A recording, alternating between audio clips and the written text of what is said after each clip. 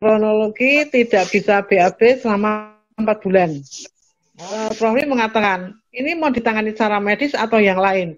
Kalau medis dengan saya, kalau yang lain saya tidak tahu. Saya jawab dengan tegas, medis. Gitu.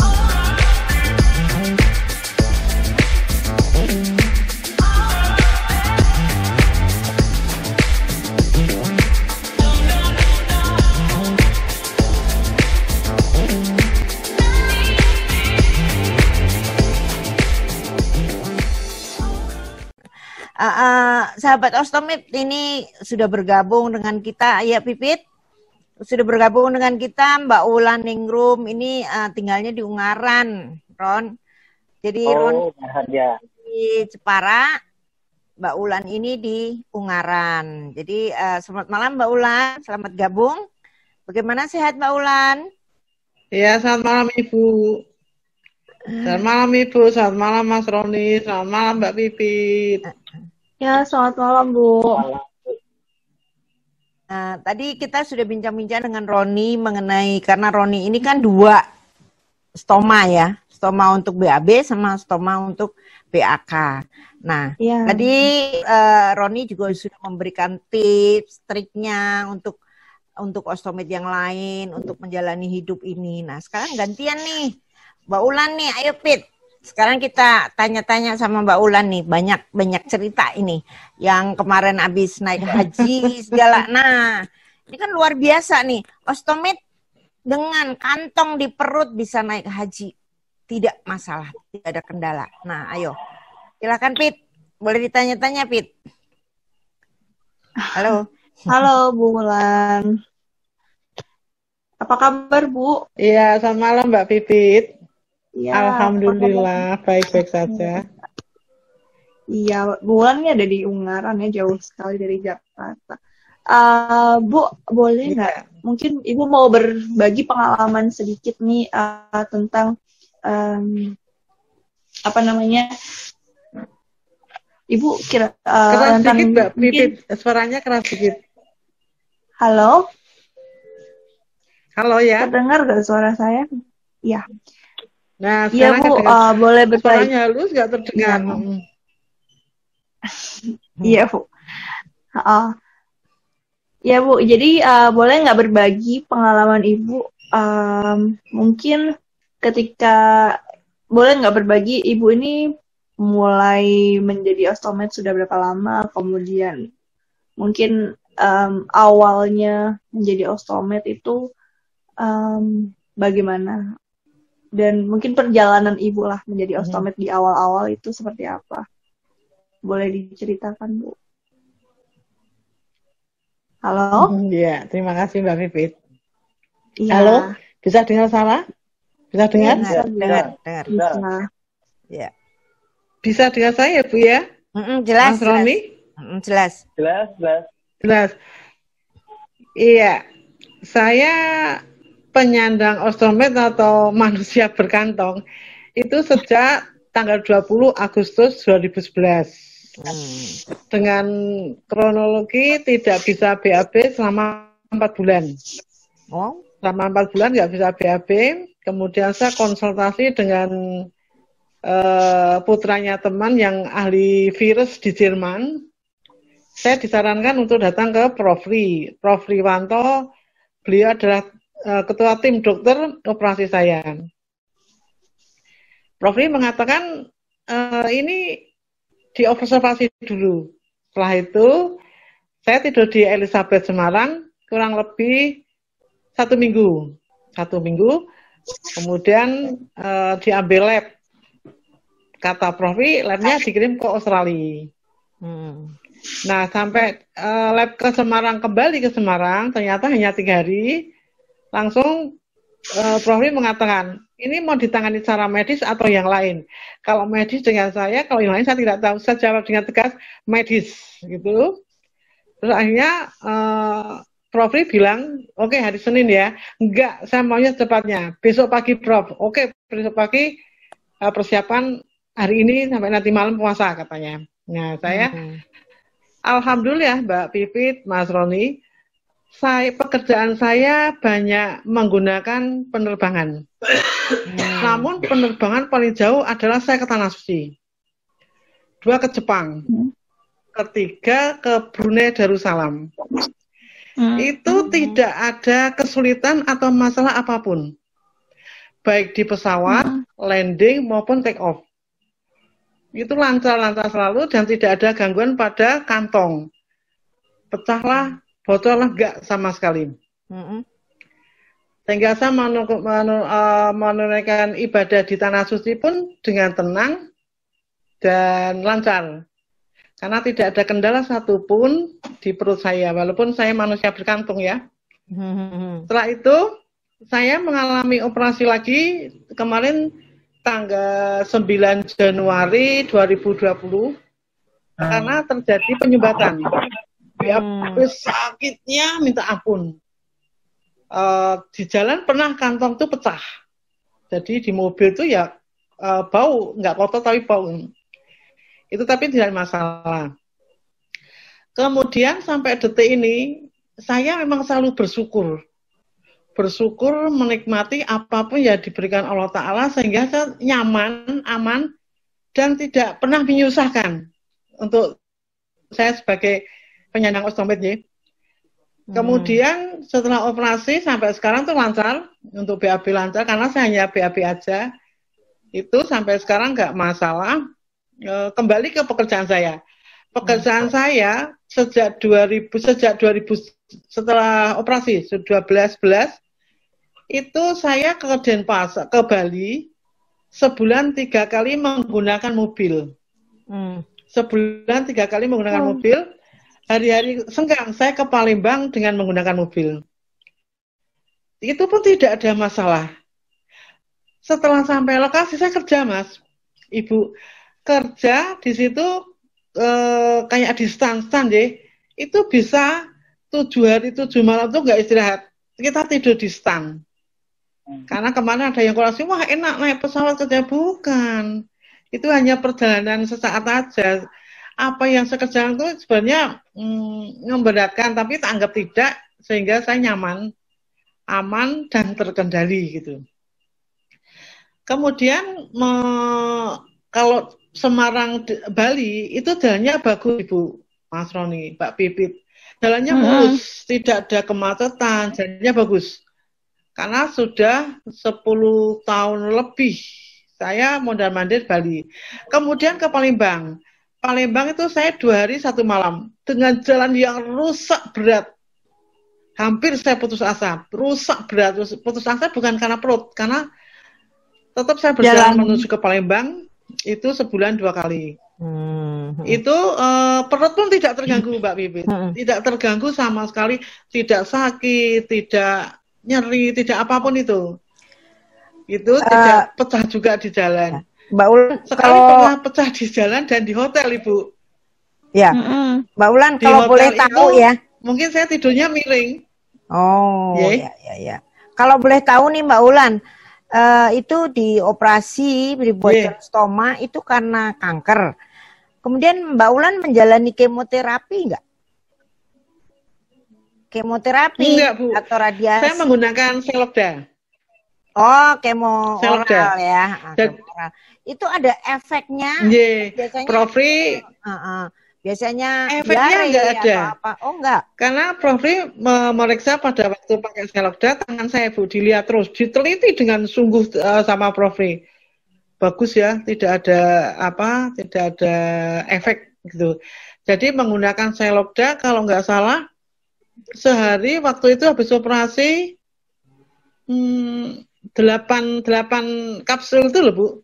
Itu. Itu pun tidak ada sakit atau apapun. Nah, ini sebagai motivasi buat osteomed yang lain bahwa kemo oral pun dengan Selokda ada efek buruk, ada efek baiknya. Jadi seperti Mbak Ulan ini kayaknya tidak mengalami side effect-nya tuh nggak ada ya. Jadi mungkin cuman tangan agak kesemutan atau bagaimana gitu nggak ada? Nggak ada Bu. Nggak ada. Cuman setelah operasi itu nggak tahu efek dari operasi itu. Saya duduk berdiri gini susah. Tapi efek yang lain nggak ada. Sampai sekarang Bu, sampai sekarang ini duduk gini deh, berdiri itu susah, agak sakit sedikit. Saya udah periksa kemana-mana, sampai ke Jakarta, sampai kemana aja, tidak ada pengaruhnya. Jadi tapi pengaruh kemudian itu nggak ada. Buat osteomed yang mau kemo, istilahnya tuh ini pengalaman Mbak Ulan ini bagus untuk ditiru juga ya, istilahnya gini. Ada waktu orang kemo itu ada yang berakibat atau mempunyai side effect yang ada diare, ada kesemutan, ada baal atau apa. Tapi ada juga orang-orang tertentu yang tidak merasakan side effect-nya ini. Nah, ini yang luar biasa. Nah, kalau boleh tahu Mbak Ulan untuk makanan gitu, ada nggak yang berpengaruh buat Mbak Ulan? Nggak ada Bu. Jadi apalagi saya konsumsi pedas. Pedas, kadang saya minum es, itu tidak ada pengaruh sama sekali. Ketika kantong itu penuh seperti diare, karena mungkin saya kecapean.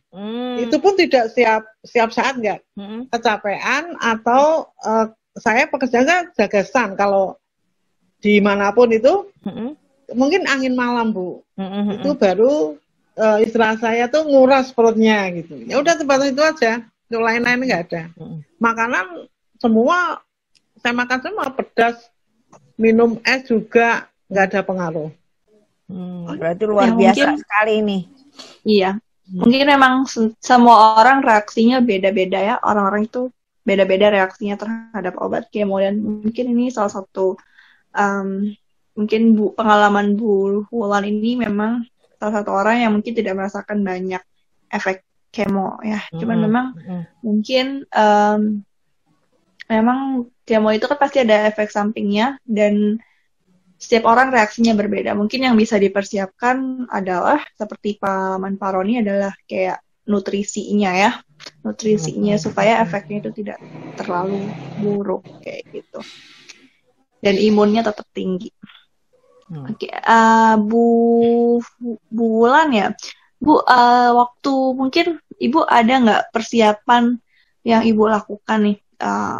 Mungkin selama menjalani kemo dengan Seloda itu, Ibu nutrisinya, maksudnya makannya itu ada yang khusus atau bagaimana? Makanan atau gaya hidup yang Ibu lakukan selama menjalani masa kemo? Ya, maaf sampai saya tempel hujan, hujan deras nih. Nggak ada Mbak.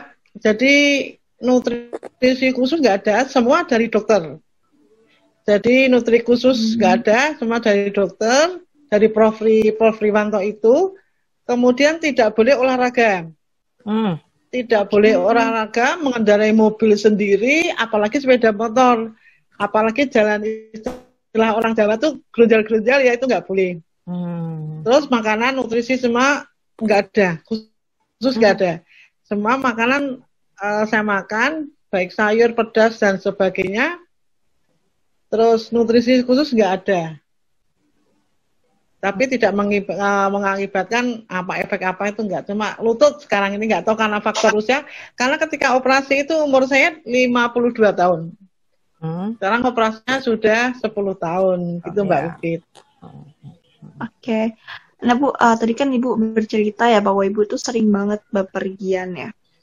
Mungkin apa yang Ibu lakukan nih supaya kantong stoma itu tetap ibaratnya nggak ada masalah gitu. Mungkin Ibu ada yang Ibu lakukan, tips atau trik yang bisa Ibu bagikan ke kita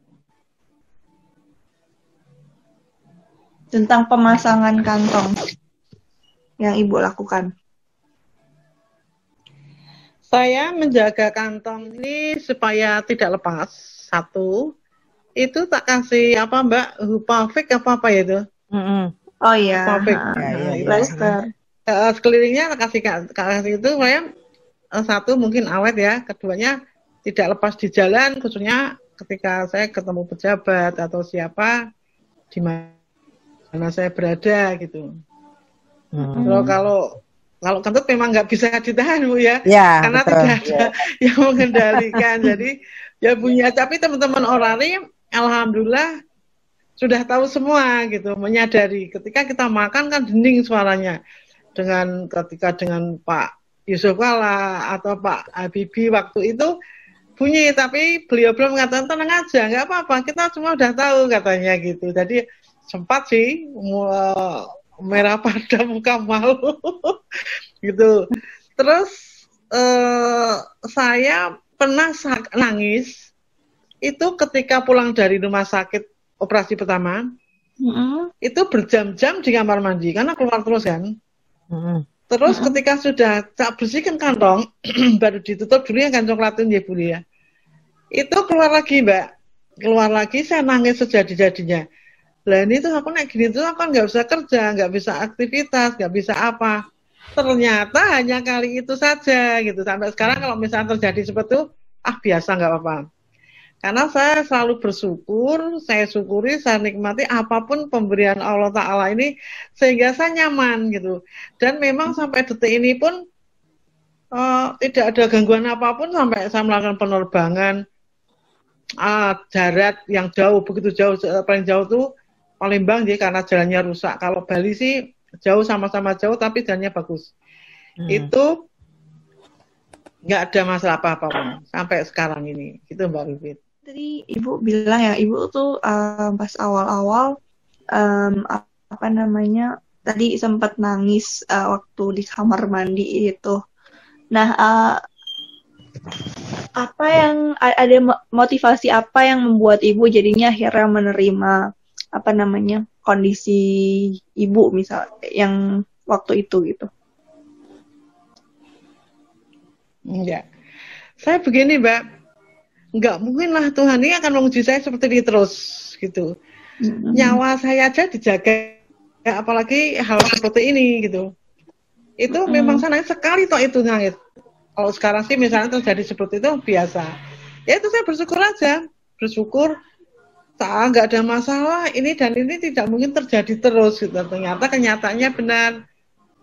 Sampai sekarang kadang tuh mandi ya udah selesai, udah bersih lah. Tiba-tiba baru melangkah saya di kamar mandi, loh ada isinya. Gitu Mbak, tapi saya nggak putus asa, juga tidak menyerah, tidak sedih, kemudian mengeluh dengan siapa, apalagi saya nggak punya suami ya, mengeluh dengan siapa enggak. Saudara-saudara saya, adik saya, keponakan saya, anak-anak itu menyadari bahwa perut saya bolong. Tuh. Jadi dijaga betul. Ketika saya jalan tuh juga dibantu digandeng gitu loh, supaya tidak jatuh. Karena Profi menjanjikan, beliau menyampaikan jangan sampai jatuh pasca operasi. Ternyata 5 tahun kemudian tidak tahu saya jatuh kepleset 3 kali di ruang tamu ini, ruang makan, kamar mandi. Terus kaki saya sedikit cedera. Gitu, tapi lain-lain nggak ada. Terus apa ya? Nah itu pokoknya tidak ada keluhan apa-apa untuk saya. Yang saya keluhkan sekarang Ibu Yulia yang saya cintai, kantongnya plastik itu toh, aku susah baper. Pernah jatuh Bu di jalan, terus itunya ya jatuh di jalan, itu mau ke pasar. Aku sempat mau nangis gimana? Pulang aja pulang, untung naik sepeda motor. Jadi sudah hilang. Nah itu pernah saya matur Ibu Yuli, Bu nyuwun yang kayak itu, loh ini kan nggak ada jual beli untuk kantong katanya. Ya udah aku mohon maaf karena itu memang pemberian sih yang disiapkan itu di KI seperti itu. Karena saya semakin usia Mbak. Enggak, maksudnya yang disiapkan di DKI adalah seperti itu. Jadi setiap kali juga berubah nanti. Ada kalanya seperti ini. Nanti kalau umpamanya ada yang lebih bagus lagi, ada lagi beda lagi. Jadi saya setiap kali selalu di grup bahwa nanti yang akan dibagikan adalah kantong seperti ini. atau kantong seperti itu. Jadi nggak bisa kita yang minta gitu, nggak bisa. Nah, sekarang gini nih Mbak Ulan nih, kan tadi cerita soal kantong yang bisa yang lepas sendiri atau apa. Harapan Mbak Ulan mengenai kantong ini gimana? Mengenai kantong stoma, harapannya bagaimana? Harapan saya Bu, apalagi saya usia semakin tidak muda lagi kan, tangan juga mungkin kadang nggak pas masangnya. Nah itu tidak plastik, kemudian dikasih penjepit. Penjepit itu bikin saya nangis Bu. Kadang ya lama banget, kadang licin. Susah banget apalagi pas mau berangkat bekerja. Sudah buru-buru dimanapun berada, licin Bu, jadi susah. Terus kemudian kalau sampai kantong ini menggelembung kayak balon gitu Bu, itu lepas. Lebih-lebih kalau tidur ya, tidur sering sekali lepas. Jepitnya. Jadi, kalau Jepitnya ada lepas. isinya kan keluar Bu gitu. Terus bepergian pun juga mengkhawatirkan di jalan. Oh, enggak gini, Mbak Ulan.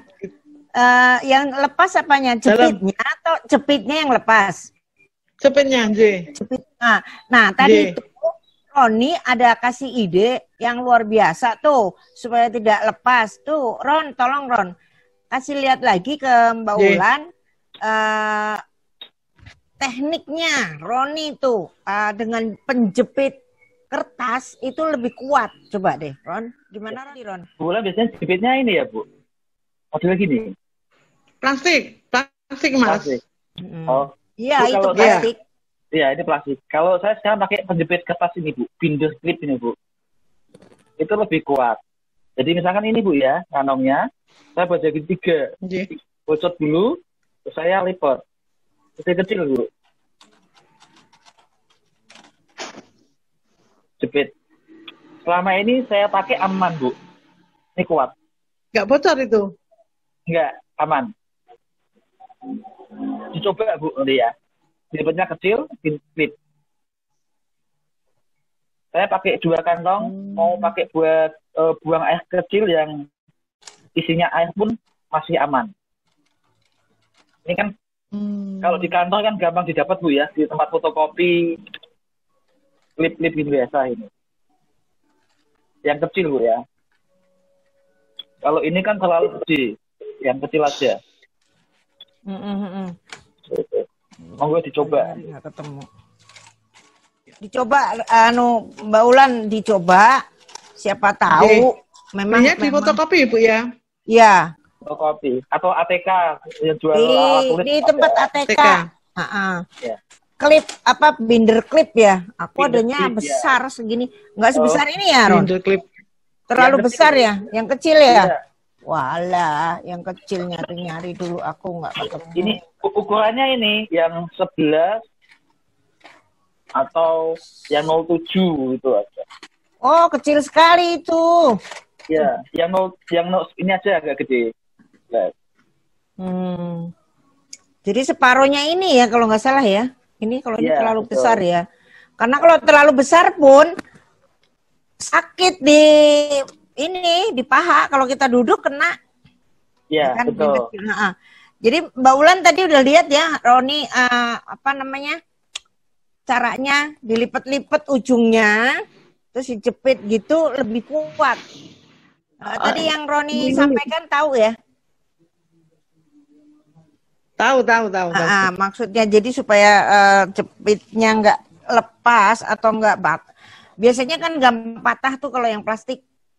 Ya. Nah, kayaknya kalau binder clip yang Roni sampaikan itu lebih kuat itu. Cuman memang pada saat mau ngelepas harus hati-hati. Mesti ditekan dulu baru kebuka baru ini karena bukan apa-apa. Itu kan agak tajam pinggirannya jadi takutnya bolong aja. Ya. Oke, ayo lanjut Pit. Iya, mungkin ini aku mau nanya ke Pak Roni dan Bu Wulan ya sekaligus. Mungkin bisa jawab gantian. Selama ini kan ada banyak support group ya, perkumpulan ostomed gitu.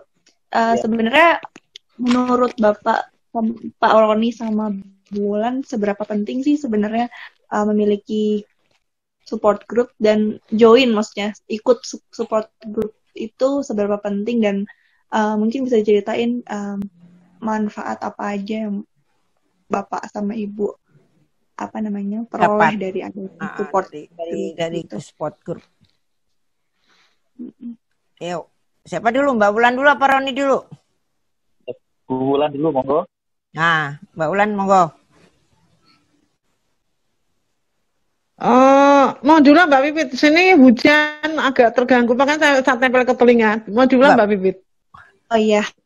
Begini Mbak Ulan, jadi tadi yang ditanyakan Pipit, selama ini kan ada grup ostomed gitu ya. Nah, seberapa penting buat Mbak Ulan support group itu untuk maksudnya tuh untuk gimana ya, untuk dukungan atau untuk ngobrol lah istilahnya tuh, cerita atau apa. Itu seberapa penting buat Mbak Ulan? Ya, itu bagi saya penting sekali, Bu. Karena apa? Kita senasib sehingga saya butuh pengetahuan dari Bapak Roni misalkan. Satu lagi dari siapa lagi. Kemudian menambah pengetahuan saya tentang ostomed, tentang pasca operasi, tentang apa banyak. Sebenarnya bagi saya sangat penting.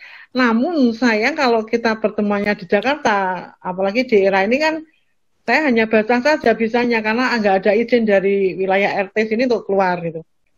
Itu bagi saya penting sekali, menunjang banget untuk kita saling sharing, Bu.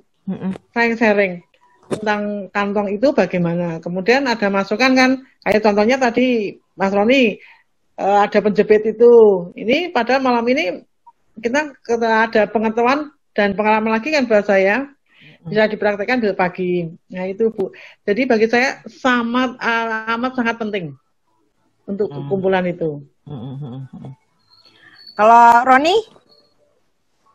Ya, adanya grup itu pasti penting banget, sama setuju dengan Bu Wulan, karena nanti di situ kita bisa berbagi cerita dan informasi, juga saling menguatkan. Kayak kasus kemarin juga ada, Bu, tiba-tiba ada satu ibu-ibu yang menghubungi saya WA pribadi, banyak mengenai sakit penyakit saya dan pengiriman kantong DYKI. Maksudnya kan informasi itu penting, sama-sama dapat info yang sama. Yang kedua, ada beberapa kayak keluhan-keluhan yang mungkin penderita tidak ngerti, di-share, lalu beberapa ostomed yang sudah berpengalaman kan memberikan masukan atau memberikan solusi. Iya, betul.